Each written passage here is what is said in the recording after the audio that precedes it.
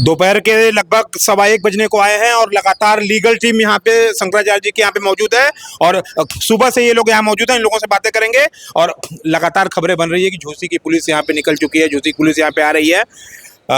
FIR को लेकर के बात हो रही है, लेकिन शंकराचार्य जी का कहना है जिस आशुतोष जी ने FIR किया है उन पे भी कई आपराधिक मुकदमे हैं। जी जी, ऐसा है कि पहली बात तो ये FIR ही गलत तरीके से लिखा गया है। अगर आप FIR पढ़ेंगे तो उसको साफ जाहिर हो रहा है कि FIR पूर्व की गई प्लानिंग के अनुसार लिखा गया है। दूसरी चीज़ ये कि जो FIR कराने गया हुआ था वो आदि मुकदमा, जिस तरह से महाराज जी भी कह रहे हैं कि उस पर 8 से 10 आपराधिक किस्म का मुकदमा दर्ज हुआ है, तो सबसे पहले प्रशासन को उसकी जाँच करनी चाहिए थी। उसकी जांच करनी चाहिए कि एक अपराधी व्यक्ति जो है इस तरह का मुकदमा लिखवा दे रहा है और इतने बड़े संत के ऊपर, ये हमारे देश सनातन और हमारे राष्ट्र के लिए बहुत ही निंदनीय कार्य है। जी, निंदनीय कार्य है, लेकिन लगातार खबर तो ये आ रही है कि जो पुलिस निकल गई है। आप लोग का काम क्या मानना है? आप लोग तो लीगल टीम से हैं, लगातार ऐसे मुकदमे आप लोग पे आते रहते हैं, कितना सच है ये? देखिए, FIR तो पूरी तरह से गलत है और जहाँ तक लीगल टीम आने की बात है तो चूंकि FIR हो चुकी है तो पूछताछ के लिए टीम आ सकती है, पूछताछ कर सकती है। पूछताछ के लिए गिरफ्तारी नहीं होगी? गिरफ्तारी कैसे करेंगे आप? केवल FIR मात्र लिखवा देने से आप आरोपी थोड़ी ना हो जाएंगे कि आप तुरंत आएंगे गिरफ्तार कर लेंगे। उसकी निष्पक्ष रूप से जांच करिए। दूसरी चीज़ ये कि जो आरोप लगाया गया हुआ है महाराज जी पर, उसमें उस लड़कों का मेडिकल नहीं है। अच्छा, उनका किसी प्रकार कोई एविडेंस नहीं है। बिना एविडेंस मात्र से आप गिरफ्तार थोड़ी कर लेंगे। तरीका तो यही है कि पहले आप निष्पक्ष जांच कीजिए, बाकी गिरफ्तारी करने का और ये सब काम जो है कानून का काम, कानून अपने हिसाब से करेगी। जी, लोगों को कहना है गंभीर मुकदमे हैं ये, पॉक्सो के अंतर्गत ये गंभीर मुकदमे आते हैं, तो इसमें लगातार इसीलिए माहौल बना हुआ है। और दूसरी तरफ मीडिया में भी ये माहौल है कि क्या शंकराचार्य की गिरफ्तारी हो सकती है। आप तो सीधे नकार रहे हैं, लेकिन मठ से सबसे बड़ा सवाल ये उठ रहा है कि 6 घंटे से आप लोग भी हैं, हम लोग भी हैं, तो पुलिस अभी तक कहाँ पहुँची?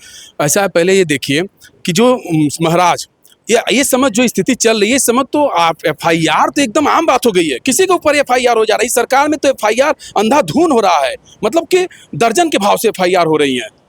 समझिए इस बात को। दूसरी चीज़ है कि जो महाराज जी की बात FIR को लेकर है, वो FIR पूरी तरह से निराधार है।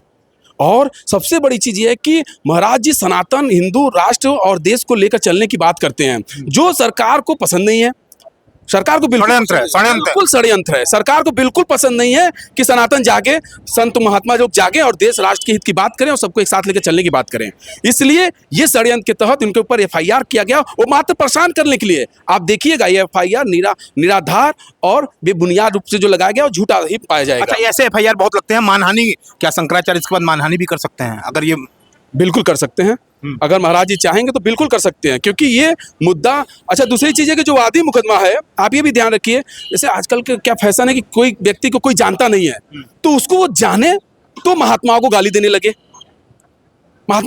लगे, तो उसको ये लगेगा कि इससे हमारा जो है हमारा नाम हो रहा है। बस यही सब भावनाओं से और सरकार के जो कूटनीति विरोधी भाषाएं हैं, जो सरकार की कूटनीति, जिस तरह का सरकार का नियम कानून है, उसका विरोध कौन करता है?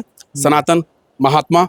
और सरकार को ये पसंद नहीं, इसलिए सरकार उसका खुलेआम विरोध कर रही है। तो योगी साहब हैं और लीगल टीम से हैं, इनका भी कुछ कहना है।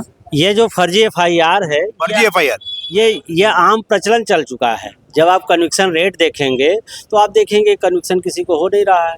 उसके जड़ में यही है कि कोर्ट के आदेश पे हुआ?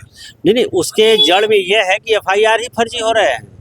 शंकराचार्य के पद को देखते हुए ये FIR, अब ये जो पीड़ित है वह क्वालिफाइड है, CD बना रहा है और वो अपने से FIR नहीं दर्ज करा रहा है।